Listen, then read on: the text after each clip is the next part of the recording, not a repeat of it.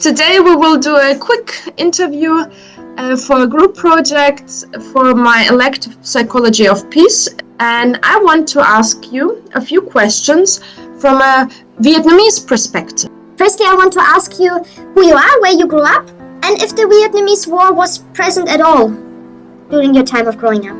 Yes, so my name is Linh Nguyen and my hometown is Vietnam.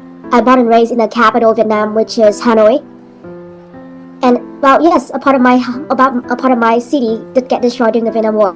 But no, I did not present. I wasn't born during the Vietnam War. The Vietnam War was like 1955 to 1975, and I was born in 1999. So that was like roughly 20 years later. But was the Vietnamese War? I know that you call it the American War, right? Is that correct, or is this an incorrect information? We call it.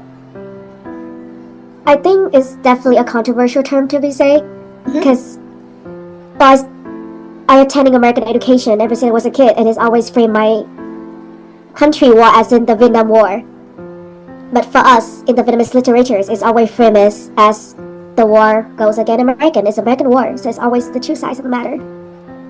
Was it, what I meant with present, was it present in national history, in educational systems, or through memorials, for example? Do people still talk about it, or is it a distant topic? Yes, indeed, actually. I'm trying to find you the word for it. Because technically we don't just say American war, we say the resistance war against the US. That's the terminology that we use. So every single textbook, the historical textbook when you was a kid, like elementary school, you start learning about history starting grade 3, all the way until university in Vietnam. So we keep, every single generation keep reminded about the resistance war against the US. So it's still a topic that we talk about until today. And Vietnam has been colonized for 1,000 years, and we only been independent for roughly 70 years, so just like an age of a grandma. So it's actually important for every single student, every single generation to be reminded of, here's the war that we've been suffering through. So, the government does a great job on that. From education-wise, from TV, from like the shows and performance on the stage, or the poem, or any creative art, it's always reminded back, this is what happened during the resistance war against the US. Okay, thank you. I will ask more questions on that. So, how is the war taught in schools in Vietnam, or at least in the school you attended? I think I will send you some follow-up materials for your references later. I would say, roughly though, because I only spent elementary school in Vietnam, but based on those 8 years I remember, we got reminded about how it was a division between the North and the South of Vietnam, and it was a passion of Ho Chi Minh and the soldiers that tried to unite the two parts of the country together. It is a desire to make sure our people can be united at one. And then the history focused more about how here's the heroine, here's the hero, here's the historical figures, the general commanders, who the people who actually lead the war, and how many stories the people who sacrificed and the reason stories of them travel for months to make it to the south, or how the Vietnamese soldiers, including women and men, serve as secretive operation under the ground. They live under the ground for years until they can actually find the right moment to tackle American soldiers. So it's all about the stories how we were resilient, the stories how we sacrificed, the stories how people as a Vietnamese stand together as one to make sure we can unite the two parts of the country together. So we barely speak from the side of America. And that's interesting. So in the US, the anti-war movement became very large in public. And yes. How do you ever speak about that, about the resistance and the protest culture in the US during that time? Well, I only knew about that when I started attending American high school. That when I was aware, Martin Luther King was actually the one that was super vocal back then about the Vietnam War, and there was a protest on the street from New York to Washington D.C., all different cities at Housewife, and a lot of people came out and started protesting that they should stop the Vietnam War. Only at that moment when attending American high school that I was aware that those kind of protests exist. So it's not a topic people speak about in Vietnam? It wasn't later on in university during my time now, as for the past few years when social media became more prominent, right? And we started producing more historical movies. And that was the moment there's more clips and more videos that show us here's what protests happened in the US. And then the Vietnam War movies that have been produced recently, they start showing the two sides of the interviews. You mentioned that the government is doing a good job in in talking about the history. Do you think Vietnamese media presents the war in a way that encourages a specific emotional or moral perspective, or is it well grounded? Interesting question for sure. I will send you a few movies I've been watching recently. Because there was interesting tactic, but I also say is a good cultural promotion for the Vietnamese people is that in the middle of several countries are having civil war and conflict, Vietnam actually invested a decent amount of money to produce a lot of historical movies and nationalistic movies to make sure like we are aware about what happened in the history. Just keep reminding the generation about here's the cost and the suffering that happened during the war. Just reminded us to actually appreciate the peace that we had. And that's kind of like the success because the movie that we watch is authentically, not sure how authentic it is because I wasn't there during the war, but to see like such a perspective of here's an entire female operation of Vietnamese women living under the ground for years so that they can build strategy and tackle American soldiers when they came. The stories of the people who are still alive until today, the story they witnessed, and the way they tried to relive that moment to demonstrate in the movie. For me, it was so authentic, and for me, it's like the war is right there. It's reminded me there's so much loss and so much mourning, and it's definitely emotional provoking in those kind of movies when we watch. And because of it, we start to gradually appreciate more the power of peace that we have right now.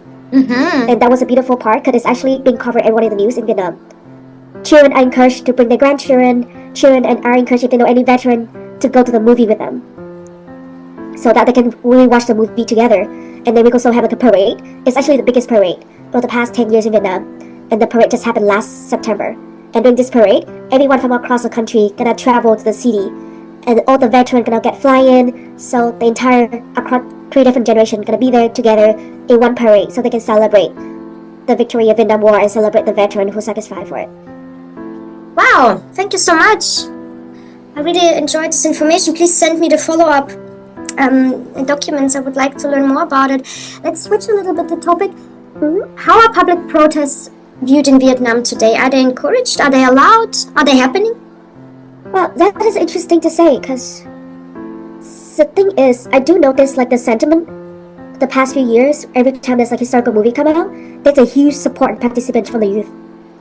Mm-hmm. There's a lot of compliment about those movies, and there's a lot of stories people share about how they appreciate their grandma, grandfather, or the great generation that contributed to the war. So it's usually a positive stories of how we are living, carrying out the legacy that our parent and grandparents left behind for us.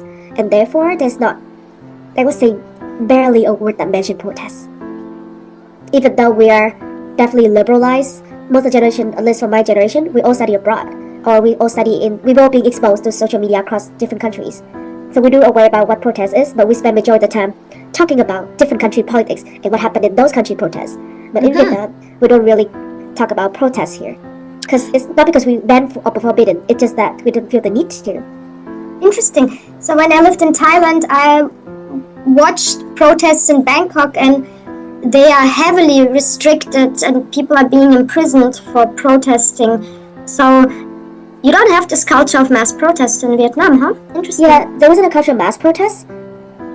That is for sure, because I know even though there's like some conflicts about how they agree about land, or how they distribute land, for example, right? It's happened in every country when like they have disagreement how they land dispute, kind of those kind of matter. But usually there hasn't been like a big protest, like a small protest, like a small group of like farmers come out and ask like this is not the fair way to distribute land. But it usually get resolved like after a week or two. One thing that the government commit to do, or at least they say they commit to do, is that they will be transparent on the news. Because every single crisis happens, that's always posted on the government page, and people will start jumping and then start commenting, and then there will be feedback right away from the government the next day saying like they acknowledge this ABCD. So there has been like a super interactive communication among the government agency and the citizen. And even like just a small scandal happened in like suburban area, if people post about it and get viral on the news, the government will immediately jump in and then represent here's what they did to tackle the issues. Wow, that sounds very positive. It sounds very positive, and it can be a little bit skeptical in a way, is it true or not? But generally, those kind of protests hasn't been, at least to my knowledge, that wasn't there, because protest is not about our culture. Very interesting. Do you think there still exists anti-American sentiments among the Vietnamese population because of the history? It's the opposite side. Vietnam is actually the walking example among all the countries that has been, I would say, colonized by the US. So we try to have strategic diplomacy relationship with the US, with China, with Russia. So we try to maintain a neutral position with all the countries around us. Even to France, the one who colonized us, even to China, the one who colonized us, even the US who colonized us too. We call it the bamboo strategy. The bamboo, as in like you can tell in different way, but you still stand still. Ooh, I never heard of it. Yep, we call it like the bamboo strategic diplomacy. Oh, this is so. You make Vietnam sound more and more savory to come and visit. Yeah, I mean, like, why not? But I mean, like, I would just say that the country does suffer severely because how we were being ignored about climate change. So now people are suffering for all the country to the flood. There's like a little heart people died just now from the flood, but I'm that's sorry. like definitely the area I'm proving the government to tackle on. But whether anti-American, hell no, just because we have such a strong endowment toward American. The white supremacy is still there, deeply rooted from generation to another generation. Because our group project is on groupthink and how groupthink can create hostility towards other groups. What you are describing sounds like the exact opposite. How do you think your country managed that? It's because I would say collective thinking of how we are educated and saying like peace is more important than war, and how if we receive any support from America, that means they are helping us to rebuild our country after the war. So the question of who should be responsible for the Vietnam War is super blurry. It's such a thin line, no one talk about it.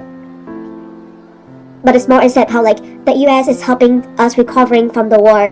They are sending aid over to make sure we build the countries, and here's the resources we have from America, or we now have US as one of our top 5 strategic partners for export and import. So US also contribute to the Vietnamese economy. We appreciate for the sentiment and the support. So it's always like a positive phrase of like, we are now focusing more on strategic relationship after the war. It doesn't matter who caused the war, but it's more about how we can get the resources from America. How can we learn from America? How can we actually be acknowledged by American? So you had a strategic focus on reconciliation, huh? It's every single news, every single stories, and even when I was a kid back in elementary school, America always framed as a beautiful American dream, and how so peoples always has the best resource, best education, and always the one that would know what to do, and we should learn from them. It's always framed us as in we are less superior position, and we should learn from our white partners. Okay, wow, thank you so much, Lynn. That was unexpected. Yeah, and I'm really happy to hear that. I really did not expect it. It's the first time I'm hearing that. Usually, the countries I know do it differently. So thanks for this very valuable example. Thank you. And if you check the statistics, American expat and American veteran now move to Vietnam. Ooh. Yep. And there's a lot of list stories and news got published about how American veteran fly back to Vietnam, meet the victim that they used to expose during the war, and now they reheal the relationship, and now there's a lifelong friendship among the victim and the colonizers. So they did try to frame it the way that we are now healing. I will probably study the Vietnamese case. I did not expect to have such an enlightenment today. Thank you so much, Lynn. No worries. But yes, what they do with the orange agent though is still problematic. I think you should look into it. Yes, the orange agent was a horrific example of but they still deny, they still deny responsibility. Yes. It's similar with the German companies who produce the gas and their lack of responsibility until today. Yep. Until today, they are some of the wealthiest companies we have in our country. Yes, you should check it out because that was the issue that's still going on about how US still refused to send us aid and take responsible on orange agent. Because that was the dark side of it. Definitely check it out. Thank you so much, Lynn. I stopped the recording now.